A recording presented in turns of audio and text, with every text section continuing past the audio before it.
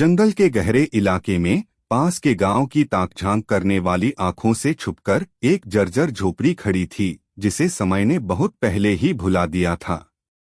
स्थानीय लोग इस इलाके से दूर रहते थे और अजीबोगरीब आवाजों और अप्राकृतिक घटनाओं के बारे में फुसफुसाते हुए बात करते थे, जो इस जगह को तब से परेशान कर रही थीं, जब से कोई याद कर सकता था।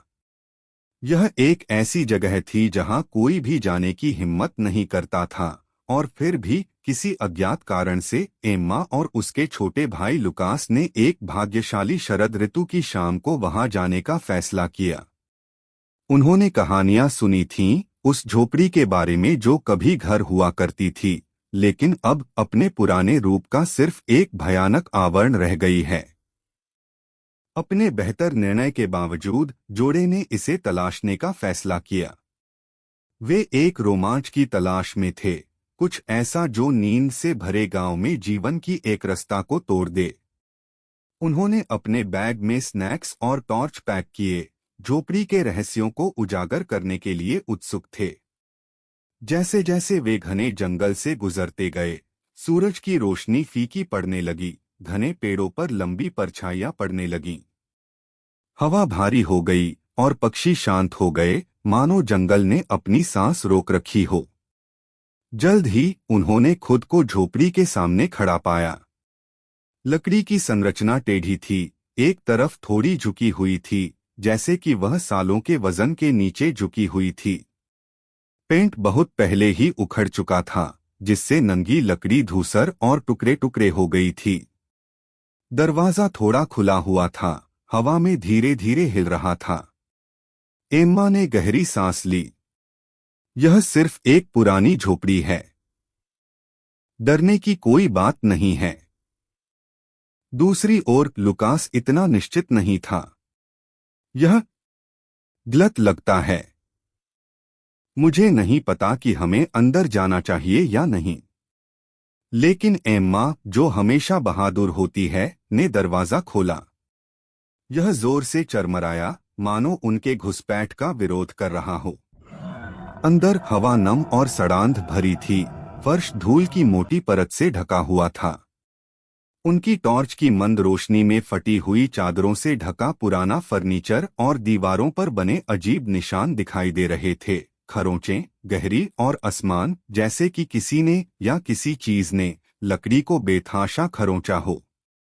देखा, यह तो बस एक पुराना घर है, एम्मा ने अपनी आवाज को स्थिर रखने की कोशिश करते हुए कहा, हालांकि उसे भी अपने पेट के गड्ढे में रेंगती हुई बेचैनी महसूस हो रही थी। यहाँ कुछ भी नहीं है। लेकिन लुकास को यकीन नहीं हुआ। उसकी आंखें कमरे में इधर-उधर घूम रही थीं और उसकी सांसें तेज हो रही थीं। एम्मा, मुझे यह पसंद नहीं है। चलो वापस चलते हैं। इससे पहले कि एम्मा जवाब दे पाती, अचानक एक शोर ने सन्नाटे को चीर दिया। झोपड़ी के पीछे से एक हल्की सरसराहट वाली आवाज आ रही थी।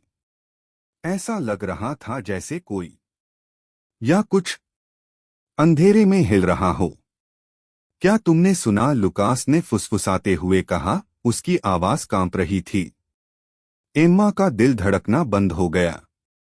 वह हिचकिचाई, फिर शोर के स्रोत की ओर बढ़ी। उसके हाथ में उसकी टॉर्च की किरण थोड़ी हिल रही थी। झोपड़ी में अंदर जाते ही फर्श के तख्ते चरमराने लगे। कमरे के दूर छोर पर एक दरवाजा था, एक छोटा संकरा दरवाजा जो नीचे जमीन में उतरती एक अंधेरी संकरी सीढ़ी की ओर जाता था। सरसराहट की आवाज तेज होती गई और एम्मा को लगा कि उसकी त्वचा पर ठंडी हवा चल रही है। उसे लगा कि उसकी रीढ़ की हड्डी में ठंडक दौड़ रही है और उसकी सहज प्रवृत्ति ने उसे पीछे मुड़ने के लिए चिल्लाया। लेकिन बहुत देर हो चुकी थी। अचानक सीढ़ियों के ऊपर का दरवाजा जोरदार धमाके के साथ बंद हो गया। लुकास चिल्लाया और एम्मा ने पीछे मुड़कर देखा तो उसका भाई कमरे के कोने में खड़ा था, जो अपनी पीठ के पीछे किसी चीज को बड़ी आंखों से घूर रहा था। वह हकलाया, उसकी आवाज मुश्किल से सुनाई दे रही थी। यह यहाँ है। यह तुम्हारे ठीक पीछे है। एम्मा धीरे से मुड़ी, उसके हाथ में टॉर्च कांप रही थी। छाया में एक आकृति खड़ी थी जो मुश्किल से दिखाई दे रही थी, लेकिन पहचानी नहीं जा सकती थी। यह एक महिला की आकृति थी, लंबी और दुबली, उसके लंबे और उलझे हुए बाल उसके खोखले चेहरे के चारों ओर लटके हुए। उसकी आंखें चौड़ी और काली थीं, जैसे अंतहीन अंधेरे के दो गड्ढे हों। उसका मुंह एक विचित्र मुस्कान में बदल गया, लेकिन कोई शब्द नहीं थे, केवल नरम गले से निकलने वाली सांस की आवाज थी जो कमरे में गूंज रही थी। बाहर निकलो, महिला ने फुसफुसाया। उसकी आवाज धीमी और कर्कश थी, जैसे कि वह धरती की गहराई से आ रही हो। एम्मा का खून ठंडा हो गया, और इससे पहले कि वह कुछ प्रतिक्रिया कर पाती, वह महिला आगे की ओर झपटी। उसके हाथ फैले हुए थे, उसकी उंगलियां चाकू की तरह तीखी थीं। एम्मा ने लुकास को पकड़ लिया, उसे दरवाजे की ओर खींचा, लेकिन वह नहीं खुला। हैंडल अंदर से बंद था। अब वह महिला करीब आ रही थी, उसकी कंकाल जैसी उंगलियां दीवारों से रगड़ रही थीं, उसकी सांस तेज हो रही थी। दीवारें उनके चारों ओर बंद होती दिख रही थीं, हवा में बासी बासी गंध के साथ घनी होती जा रही थी। एम्मा अपने कानों में उसके दिल की धड़कन सुन सकती थी, उसका दिमाग बाहर निकलने का रास्ता ढूंढ रहा था।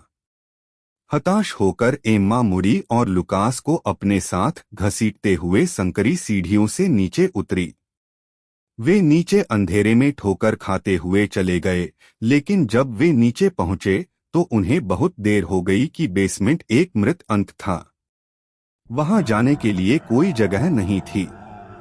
ऊपर अंधेरे में महिला की तीखी हंसी गूंज रही थी, और उनके नीचे की जमीन कांप रही थी। छाया से एक ठंडा, हड्डीदार हाथ लुकास के टखने को पकड़ने के लिए आगे बढ़ा। वह चिल्लाया, लेकिन एम्मा हिल नहीं सकी। वह डर से लकवाग्रस्त हो गई थी।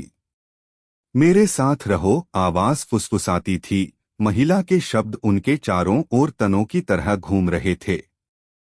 हमेशा के लिए। एड्रेनालाइन के विस्फोट के साथ एम्मा ने लुकास को मुक्त कर दिया, और वे सीढ़ियों से ऊपर भाग गए। जैसे ही महिला की भूतिया आकृति उन्हें पकड़ने के लिए आगे बढ़ी, दरवाजा जोर से खुला, लेकिन उन्होंने पीछे मुड़कर नहीं देखा। वे जंगल से धक्का देते हुए भागे, दिल की धड़कनें तेज हो गईं, जब तक वे गांव नहीं पहुंच गए। उन्होंने कभी नहीं बताया कि उस रात क्या हुआ था। झोपड़ी को एक बार फिर छोड़ दिया गया, और जंगल ने उसे वापस पा लिया, जैसे कि वह कभी वहां था ही नहीं। लेकिन कभी कभी जब हवा सही होती थी, एम्मा अभी भी उस महिला की फुसफुसाहट सुन सकती थी, जो हवा में बह रही थी। मेरे साथ रहो, हमेशा के लिए।